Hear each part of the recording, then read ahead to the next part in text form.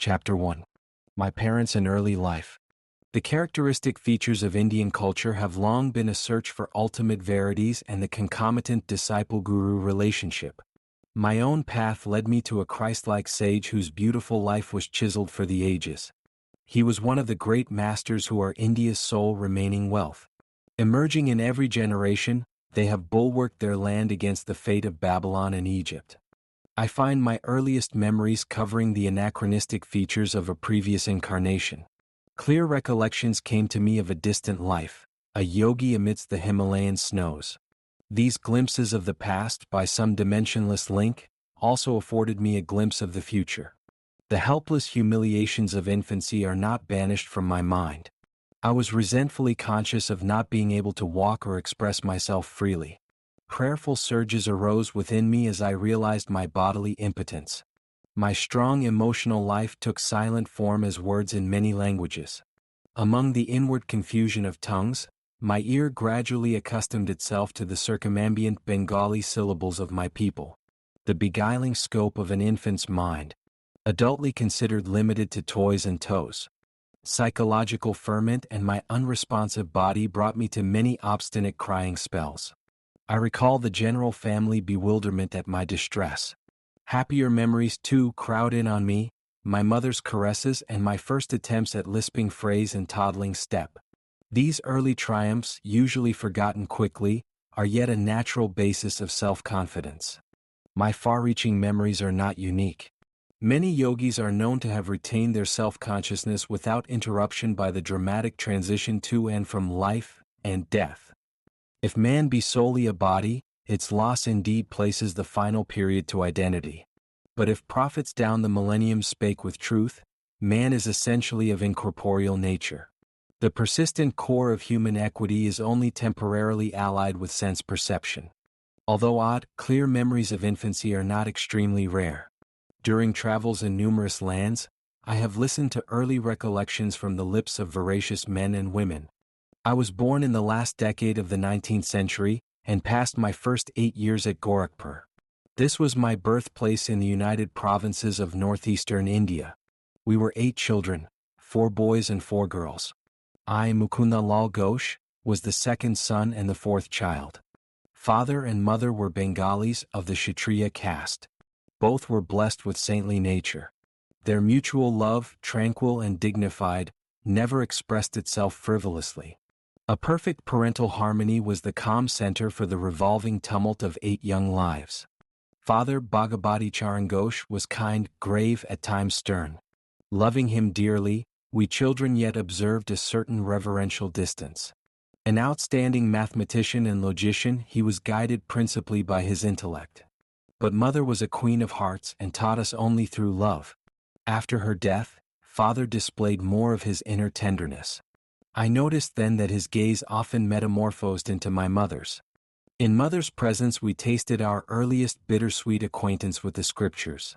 Tales from the Mahabharata and Ramayana were resourcefully summoned to meet the exigencies of discipline. Instruction and chastisement went hand in hand. A daily gesture of respect to father was given by mother's dressing us carefully in the afternoons to welcome him home from the office. His position was similar to that of a vice president in the Bengal Nagpur Railway, one of India's large companies. His work involved traveling, and our family lived in several cities during my childhood. Mother held an open hand toward the needy. Father was also kindly disposed, but his respect for law and order extended to the budget. One fortnight mother spent in feeding the poor, more than father's monthly income. All I ask, please, is to keep your charities within a reasonable limit. Even a gentle rebuke from her husband was grievous to mother. She ordered a hackney carriage, not hinting to the children at any disagreement. Goodbye, I am going away to my mother's home. Ancient ultimatum. We broke into astounded lamentations. Our maternal uncle arrived opportunely. He whispered to father some sage counsel, garnered no doubt from the ages. After father had made a few conciliatory remarks, mother happily dismissed the cab. Thus ended the only trouble I ever noticed between my parents. But I recall a characteristic discussion. Please give me 10 rupees for a hapless woman who has just arrived at the house. Mother's smile had its own persuasion. Why 10 rupees? One is enough. Father added a justification. When my father and grandparents died suddenly, I had my first taste of poverty. My only breakfast before walking miles to my school was a small banana. Later, at the university, I was in such need that I applied to a wealthy judge for aid of 1 rupee per month. He declined, remarking that even a rupee is important. How bitterly you recall the denial of that rupee. Mother's heart had an instant logic. Do you want this woman also to remember painfully your refusal of 10 rupees which she needs urgently? You win. With the immemorial gesture of vanquished husbands, he opened his wallet. Here is a 10 rupee note. Give it to her with my good will. Father tended to first say no to any new proposal. His attitude toward the strange woman who so readily enlisted mother's sympathy was an example of his customary caution. Aversion to instant acceptance typical of the French mind in the West is really only honoring the principle of due reflection. I always found Father reasonable and evenly balanced in his judgments. If I could bolster up my numerous requests with 1 or 2 good arguments, he invariably put the coveted goal within my reach, whether it were a vacation trip or a new motorcycle. Father was a strict disciplinarian to his children in their early years, but his attitude toward himself was truly Spartan. He never visited the theater, for instance, but sought his recreation in various spiritual practices and in reading the Bhagavad Gita. Shunning all luxuries, he would cling to 1 old pair of shoes until they were useless. His sons bought automobiles after they came into popular use, but father was always content with the trolley car for his daily ride to the office. The accumulation of money for the sake of power was alien to his nature. Once, after organizing the Calcutta Urban Bank, he refused to benefit himself by holding any of its shares. He had simply wished to perform a civic duty in his spare time. Several years after father had retired on a pension, an English accountant arrived to examine the books of the Bengal Nagpur Railway Company. The amazed investigator discovered that father had never applied for overdue bonuses. He did the work of 3 men, the accountant told the company. He has rupees 125,000, about $41,250, owing to him as back compensation. The officials presented father with a check for this amount. He thought so little about it that he overlooked any mention to the family. Much later he was questioned by my youngest brother Bishnu, who noticed the large deposit on a bank statement. Why be elated by material profit? Father replied. The one who pursues a goal of even-mindedness is neither jubilant with gain nor depressed by loss. He knows that man arrives penniless in this world and departs without a single rupee. Early in their married life, my parents became disciples of a great master, Lahiri Mahasaya of Benares. This contact strengthened father's naturally ascetical temperament. Mother made a remarkable admission to my eldest sister Roma. Your father and myself lived together as man and wife only once a year, for the purpose of having children. Father first met Lahiri Mahasaya through Abhinash Babu, an employee in the Gorakhpur office of the Bengal Nagpur Railway. Abhinash instructed my young ears with engrossing tales of many Indian saints. He invariably concluded with a tribute to the superior glories of his own guru. Did you ever hear of the extraordinary circumstances under which your father became a disciple of Lahiri Mahasaya? It was on a lazy summer afternoon, as Abhinash and I sat together in the compound of my home, that he put this intriguing question.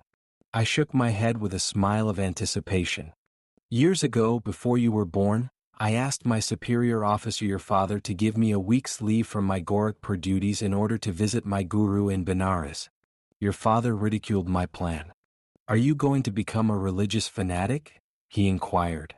Concentrate on your office work if you want to forge ahead.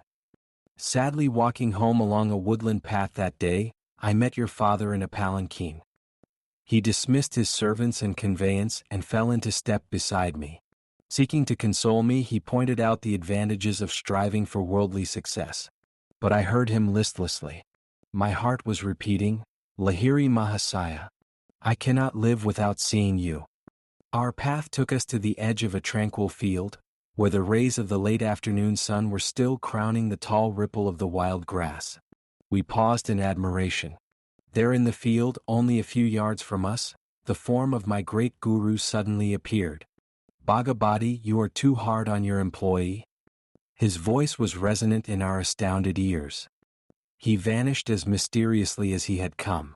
On my knees I was exclaiming, Lahiri Mahasaya! Lahiri Mahasaya!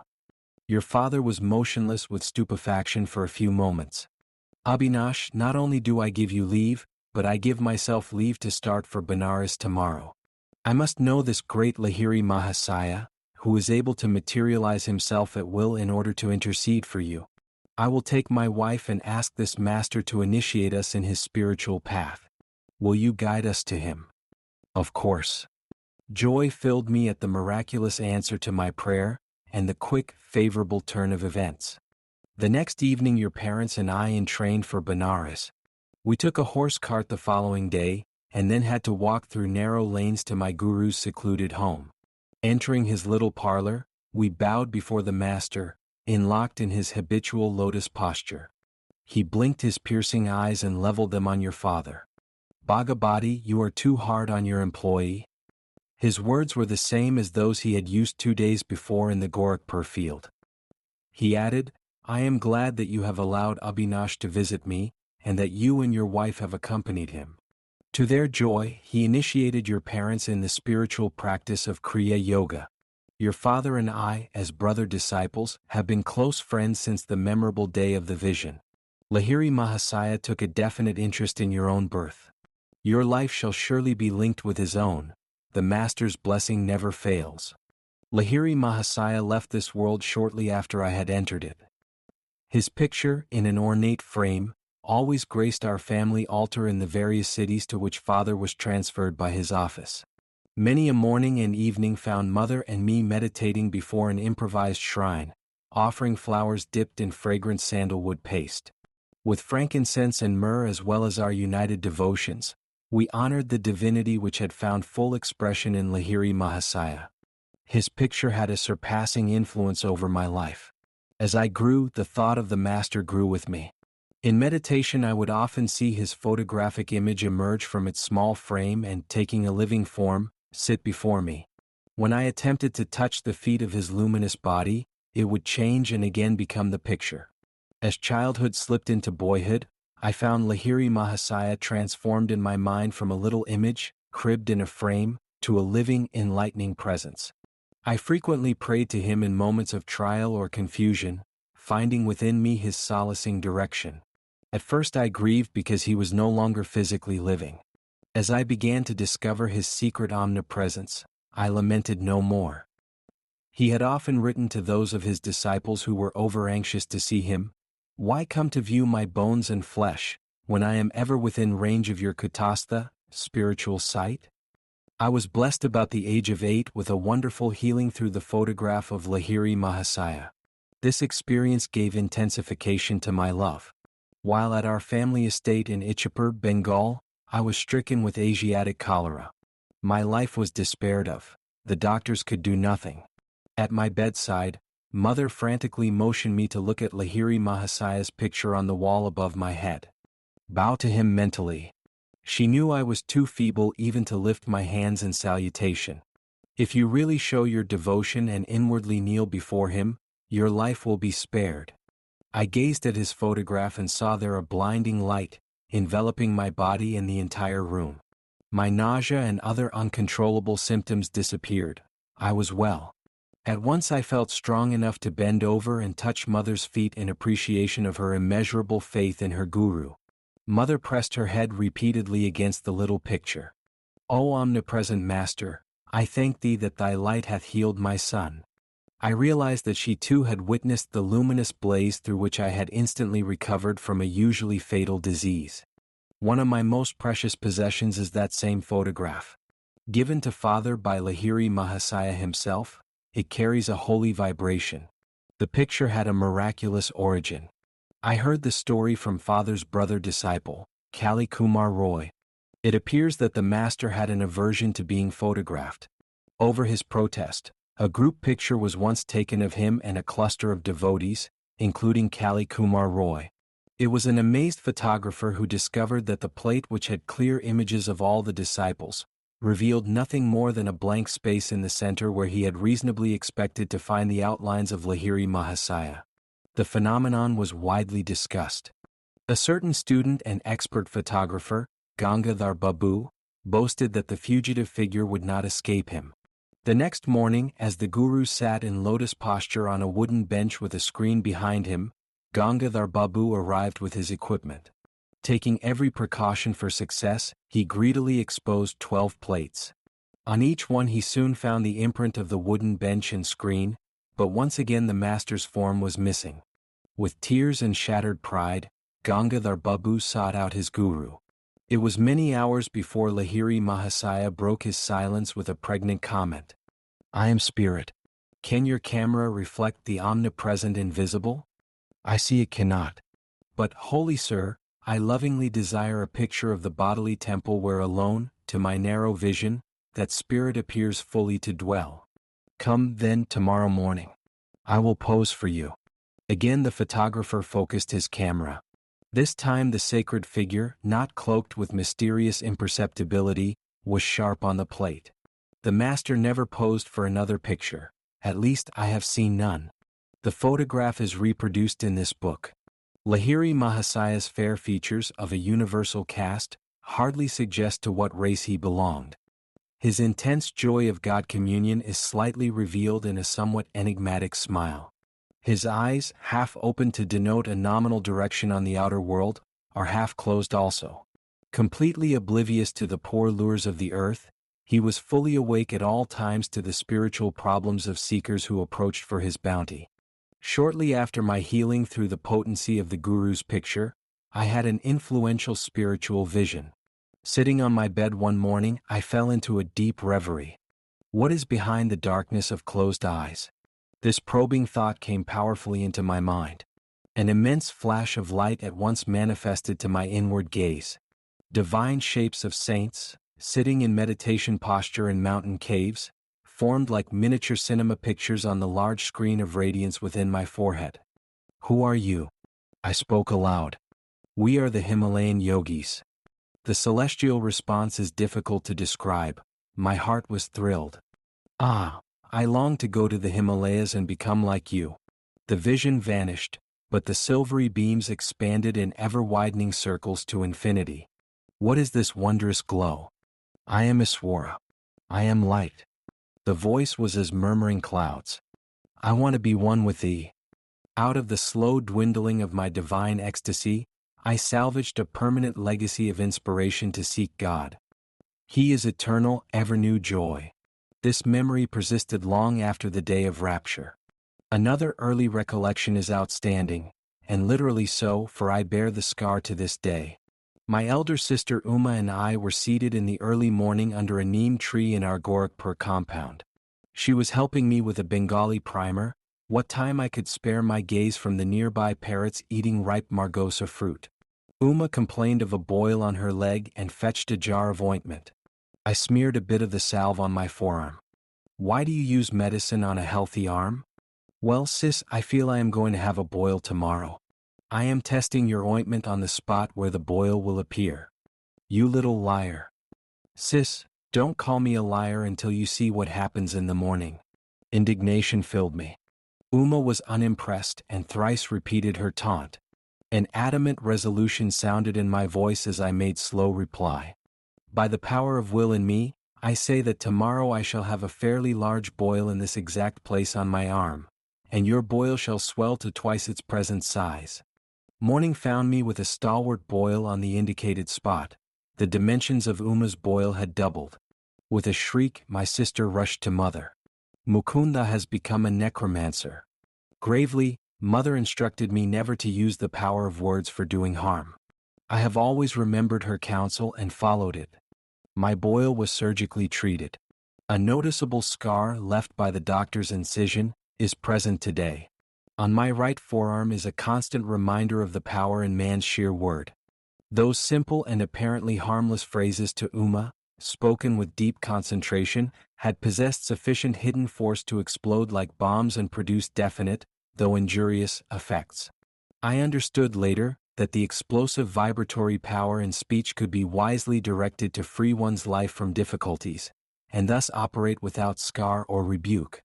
Our family moved to Lahore in the Punjab. There I acquired a picture of the Divine Mother in the form of the goddess Kali. It sanctified a small informal shrine on the balcony of our home. An unequivocal conviction came over me that fulfillment would crown any of my prayers uttered in that sacred spot. Standing there with Uma one day, I watched two kites flying over the roofs of the buildings on the opposite side of the very narrow lane. "Why are you so quiet?" Uma pushed me playfully. "I am just thinking how wonderful it is that Divine Mother gives me whatever I ask. I suppose she would give you those two kites." My sister laughed derisively. "Why not?" I began silent prayers for their possession. Matches are played in India with kites whose strings are covered with glue and ground glass. Each player attempts to sever the string of his opponent. A freed kite sails over the roofs. There is great fun in catching it.